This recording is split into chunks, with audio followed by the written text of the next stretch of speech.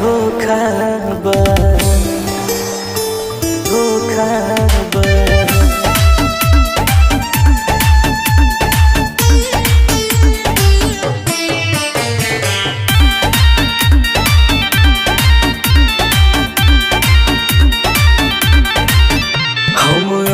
सुधार जाई मौका बा, प्यार न कर खाली धोखा बा। हम बोले सुधार जाई मौका बा, प्यार न कर खाली धोखा बा। जियते जिंदगी असराद हो जाई, केहू दूसरा के साथ आबाद हो जाई।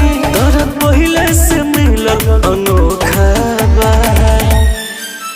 हम अब सुधार जाई मौका बा, प्यार न कर खाली धोखा बा।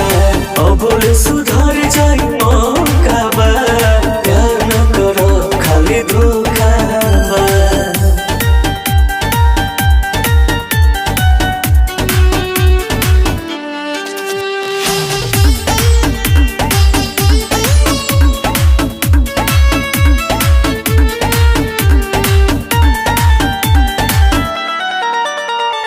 बीत जाई जिंदगी रोअत तन्हाई में, चल गई जान यार कतना जुदाई में, कतना जुदाई में। बीत जाई जिंदगी रोअत तन्हाई में, चल गई जान यार कतना जुदाई में। हम देव नहीं केहू के दिल यार रे, केहू बुझ नहीं पाई हमर फिल यार रे। सोची अखिया से बहुत झरोखा बा। हम अब सुधार जाई मौका बा, प्यार न कर खाली धोखा बा। अब सुधार जाई मौका बा, प्यार न कर खाली धोखा बा। धोखा बा धोखा बा।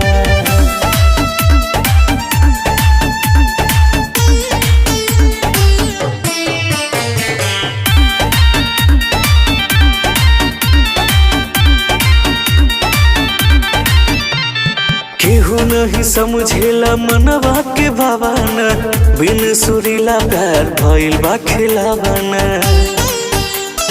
भइल बा खिलावाना। केहू नहीं समझेला मनवा के भावना, बिन सुरीला प्यार भइल बा खिलावाना। अब दिलवा लगावे के हिम्मत नहीं खे, इ तो दुनिया में प्यार के कीमत नहीं खे। अब केहू के यार न भरोसा बा। हम अब सुधार जाई मौका बा, प्यार न कर खाली धोखा बा। अब सुधार जाई मौका